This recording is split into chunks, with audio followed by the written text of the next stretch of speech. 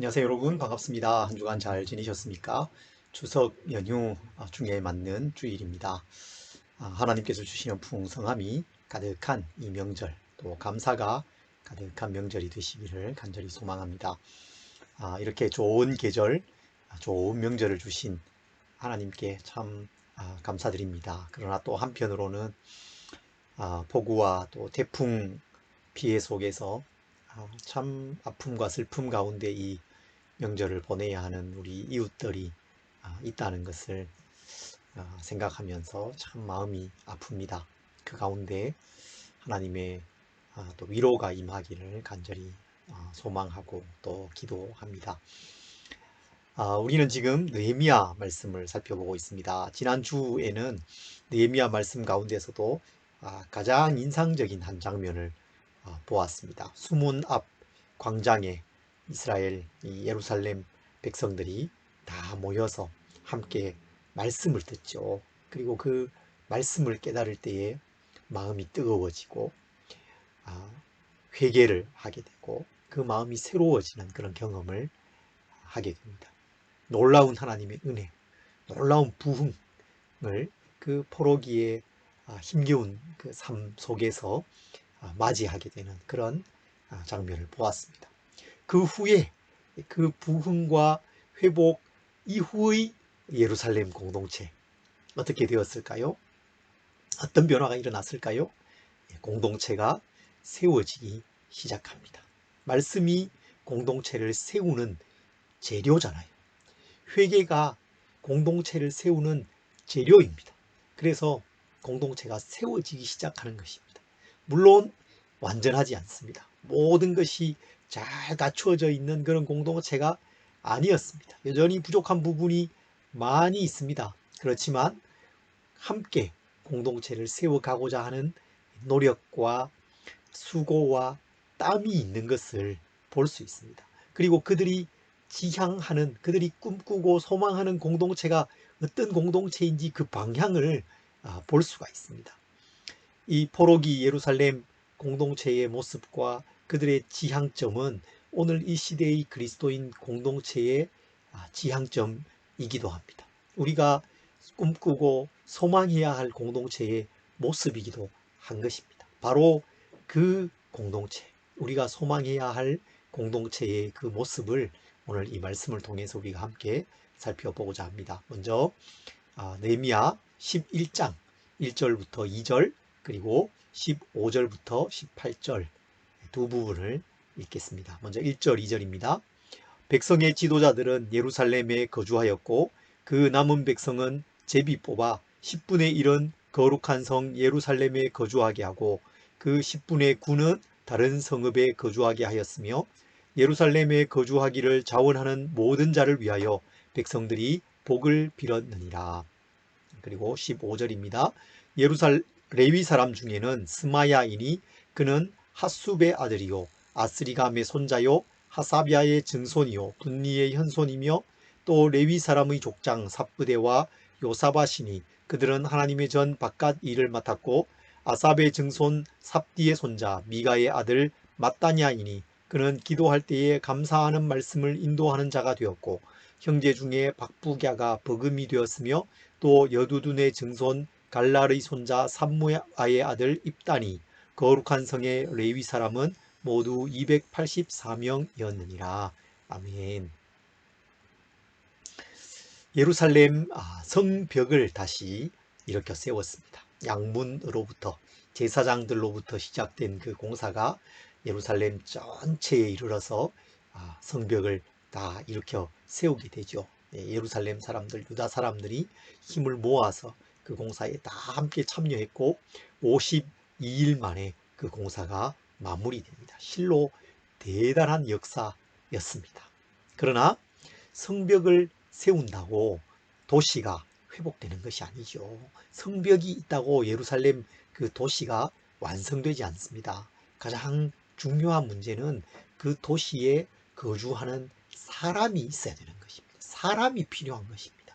예루살렘이 멸망하고 성벽이 파괴되고 성전이 파괴되고 왕족과 귀족들 거기에 거주하는 사람들이 포로로 잡혀가면서 다른 거민들은 유다 여러 지역들로 흩어져서 살아가게 되었습니다.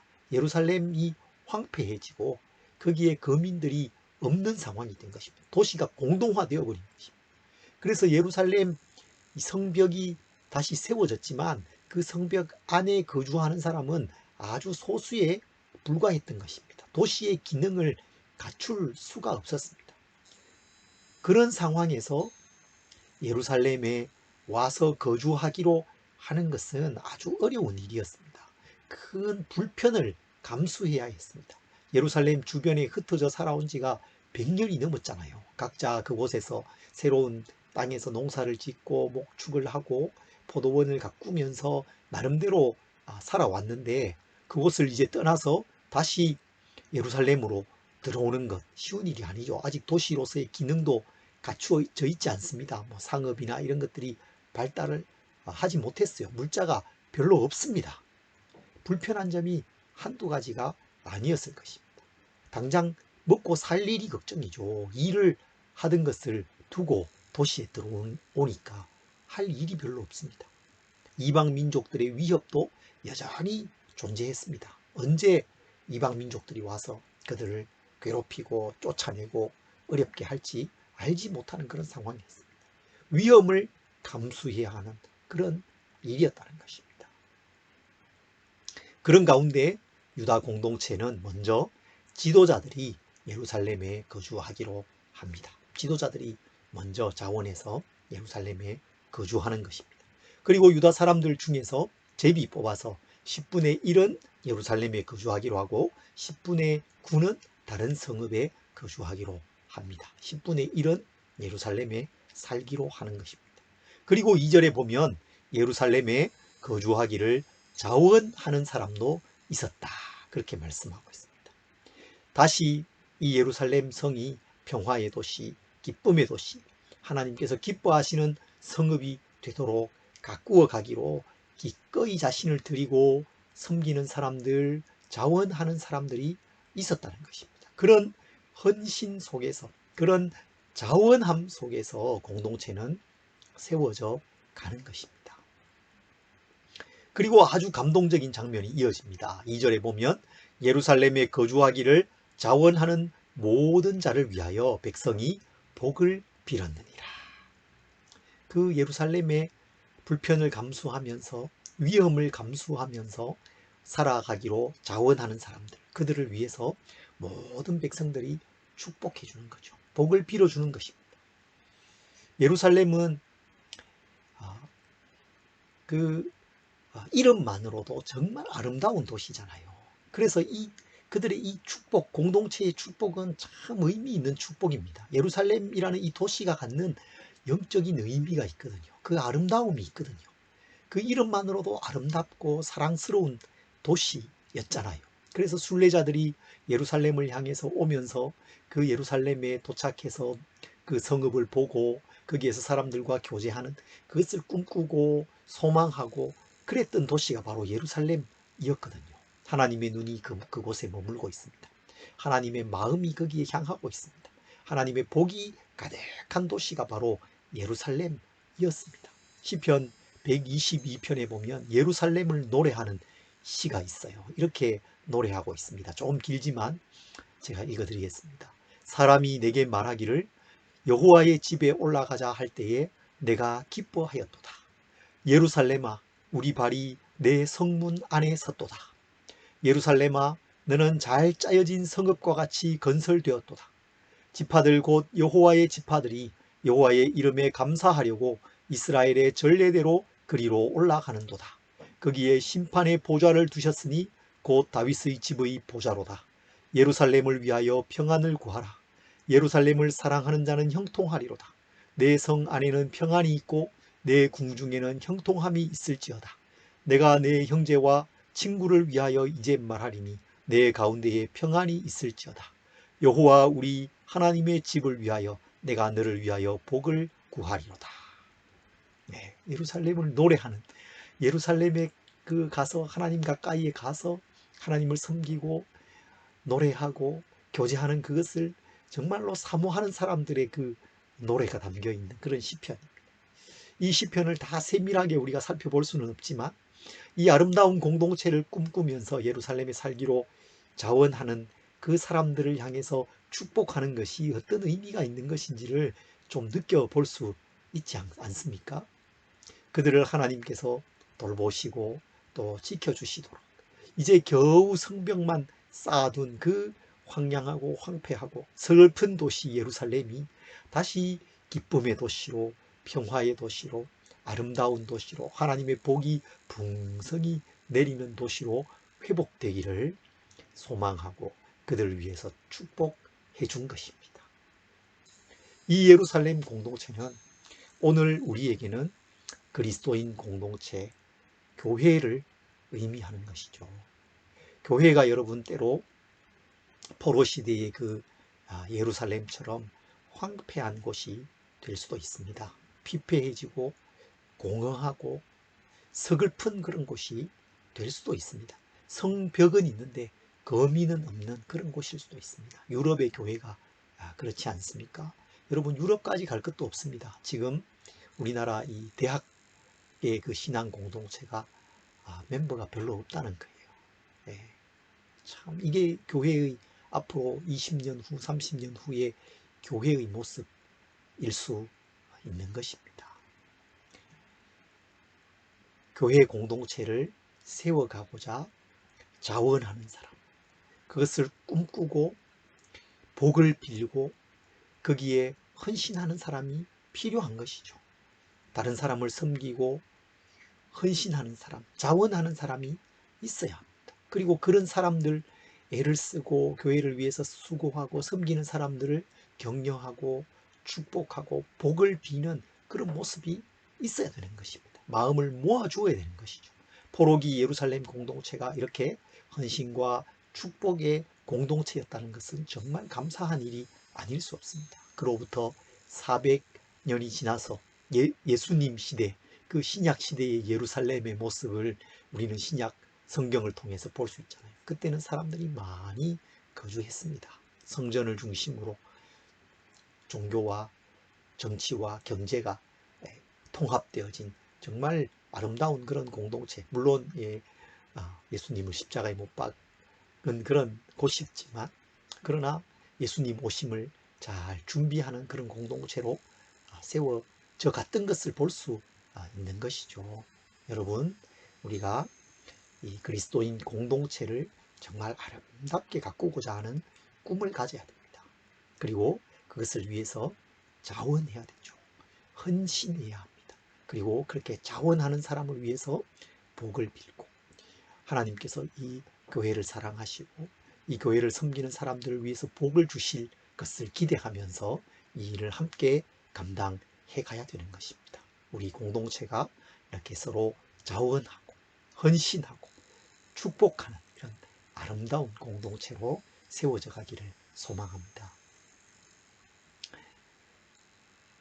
이렇게 지도자들과 자원하는 사람들, 또 제비 뽑힌 사람들이 예루살렘에 거주하게 됩니다. 그 거주하게 된 사람들의 명단과 숫자가 11장 3절부터 쭉 기록되어 있습니다. 모든 사람은 아니겠죠. 그 지도자들, 또 유력한 사람들의 명단이 나오고 있습니다. 유다 사람들, 또 베냐민 사람들, 제사장들, 레위 사람들, 그들의 명단이 쭉 나오는 것을 볼 수 있어요. 그런데 우리가 오늘 함께 읽은 15절부터 18절에는 레위 사람의 명단이 소개되고 있습니다. 그리고 그 중에 한 구절이 우리의 눈길을 끕니다. 그 구절을 통해서 예루살렘 공동체가 어떤 공동체였는지를 볼 수 있어요. 15절부터 18절을 제가 다시 한번 읽어보겠습니다. 레위 사람 중에는 스마야이니 그는 하수베 아들이요 아스리감의 손자요 하사비아의 증손이요 분리의 현손이며 또 레위 사람의 족장 삽브데와 요사바시니 그들은 하나님의 전 바깥 일을 맡았고 아삽의 증손 삽디의 손자 미가의 아들 마따냐이니 그는 기도할 때에 감사하는 말씀을 인도하는 자가 되었고 형제 중에 박부갸가 버금이 되었으며 또 여두둔의 증손 갈랄의 손자 삼무아의 아들 입다니 거룩한 성의 레위 사람은 모두 284명이었느니라.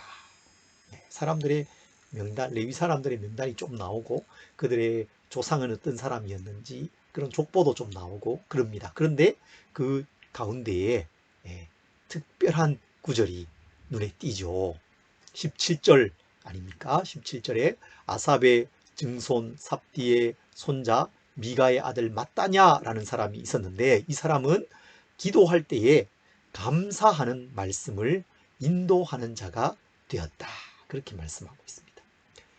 사람들이 명단만 쭉 나오니까 뭐 별 의미 없이 그냥 읽어 가지 않습니까? 그런데 지난 주간에 이 말씀을 보는데 깜짝 놀랐어요. 이런 구절이 있는 거예요. 기도할 때에 감사하는 말씀을 인도하는 자가 되었다. 그 시대의 예배의 모습을 보여주는 것이죠. 예루살렘 공동체는 무엇보다도 예배의 공동체였습니다. 에스라를 중심으로 제사장과 레위 사람들이 많이 돌아와서 그들이 예루살렘 성전을 중심으로 예배를 다시 세워가는 역할을 감당했습니다. 율법을 가르치고 또 예배 의식을 세워갔던 것입니다. 그리고 그 예배 중에 레위 사람 마따냐라는 사람이 있었는데 이 사람은 기도할 때에 감사하는 말씀을 인도하는 역할을 맡았다는 것입니다. 기도하는데 그 가운데 특별히 감사하는 순서가 있었다는 거예요. 감사의 기도를 하는 순서가 있었고 그 일을 특별히 담당할 사람을 세워서 그가 감사하는 그 말씀을 인도하는 역할을 했다라는 거예요. 참 놀라운 일 아니겠습니까? 예루살렘 공동체가 예배와 감사의 공동체였다는 것을 보여주고 있습니다. 하나님을 향한 감사는 예배로 나아가는 관문과 같은 것입니다. 감사를 통해서 우리는 하나님의 그 임재 속으로 들어가게 됩니다. 그런데 그 일을 인도하는 사람을 따로 세워서 매우 풍성하게 그 일을 하려고 했던 것입니다. 우리가 뭐 이 말씀을 보면서 꼭 그런 역할을 감당할 사람을 세우고 조직적으로 그렇게 꼭 할 필요는 없을 것입니다. 감사를 인도하는 사람을 따로 세울 그럴 필요는 없겠죠. 하지만 우리가 하나님의 은혜를 기억하고 더 풍성히 감사함으로 하나님께 나아가야 한다는 사실을 이 말씀을 통해서 배울 수 있는 것입니다. 우리의 감사의 그 풍성함은 하나님이 어떤 분이신지에 대한 그 지식의 풍성함을 보여주는 것입니다. 하나님이 얼마나 좋은 분인지를 풍성히 아는 사람은 감사가 터져 나오게 되어 있습니다. 하나님이 하신 나에게 행하신 그 놀라운 일을 풍성히 알고 경험해 가는 사람은 감사하지 않을 수가 없습니다. 우리의 이 감사의 풍성함은 하나님의 은혜를 얼마나 누리고 살아가고 있는지 그걸 보여주는 것입니다. 우리의 영혼의 풍성함을 보여주는 것입니다. 감사의 빈곤은 우리 영혼의 빈곤의 증거인 것입니다. 여러분, 여러분의 마음속에 또 여러분의 고백 속에 감사가 있으십니까? 여러분의 기도 속에 풍성한 이 감사가 있으십니까? 하나님을 생각하십시오. 하나님께서 하신 그 크고 놀라운 일들을 여러분 깊이 생각하시기 바랍니다. 이렇게 좋은 계절을 주시고 또 명절을 맞게 해주신 하나님 감사합니다. 하늘이 정말 높고 맑고 푸르지 않습니까? 이렇게 높고 푸른 좋은 가을 하늘을 주신 하나님 감사합니다. 우리 지체들 건강과 또 삶을 지켜주셔서 감사합니다. 다 함께 모여서 이렇게 예배하게 해주신 것 감사합니다. 하나님의 사랑에 감사하고 하나님 우리를 돌보아 주시는 것 감사합니다. 때로 뭐 연약하기도 하고 또 때로 우리 일이 잘 안 될 때도 있습니다. 그렇지만 그것을 통해서 우리는 우리 인생의 유한함을 깨닫습니다. 그리고 하나님을 더 의지하게 되죠. 그 또한 감사한 일입니다. 감사하지 않을 수 없습니다. 여러분 감사한 일이 얼마나 많은지 모릅니다. 우리 각자가 하나님께 더 감사로 나아가야 되겠고 또 우리 공동체가 이 시대의 이 교회 공동체가 감사하는 공동체로 다시 잘 세워져 가야 되겠습니다. 여러분 감사는 하나님께 나아가는 관문과 같다. 그렇게 제가 말씀드렸습니다. 서로 축복하는 삶은 하나님 앞에서 누리는 그 축제와 같은 것입니다. 명절의 잔치와 같은 것입니다. 시편에 보면 감사의 시라는 제목이 붙어 있는 시도 있습니다. 100편이죠. 시편 100편. 이렇게 노래합니다. 온 땅이여 여호와께 즐거운 찬송을 부를지어다. 기쁨으로 여호와를 섬기고 노래하면서 그의 앞에 나아갈지어다. 여호와가 우리 하나님이신 줄 너희는 알지어다. 그는 우리를 지으시니요 우리는 그의 것이니 그의 백성이요 그의 기르시는 양이로다. 감사함으로 그의 문에 들어가며 찬송함으로 그의 궁정에 들어가서 그에게 감사하며 그의 이름을 송축할지어다. 여호와는 선하시니 그의 인자하심이 영원하고 그의 성실하심이 대대에 이르리로다. 아멘. 네, 감사함으로 그의 문에 들어간다. 그렇게 표현하고 있습니다. 이 시에는 감사와 축복으로 가득합니다. 감사는 우리 영혼의 이 계절이 가을이 되게 해줍니다. 감사할 때 풍성함이 찾아오는 것입니다. 열매 맺게 하는 것입니다. 감사는 우리의 이 마음에 보름달이 뜨게 하는 것입니다. 감사가 우리 인생을 더 풍요롭게 만들어줍니다. 풍성하게 만들어줍니다. 하나님을 더 깊이 경험하도록 하나님의 그 임재의 뜰 속으로 들어가게 해주는 것입니다. 여러분, 추석 이 명절을 우리가 맞이하고 있습니다. 보내고 있습니다. 하나님을 생각하면서 깊이 감사하는 시간을 가지시기 바랍니다. 하나님, 우리의 마음이 하나님의 은혜로 더 풍성해지는 그런 이 추석 명절이 되시기 바랍니다. 서로 축복하고 복을 빌고 공동체를 위해서 자원하여 섬기는 그런 공동체, 헌신과 축복 그리고 감사의 공동체, 그런 삶을 힘써서 살아가는 우리 성도님들이 다 되시기를 간절히 소망합니다.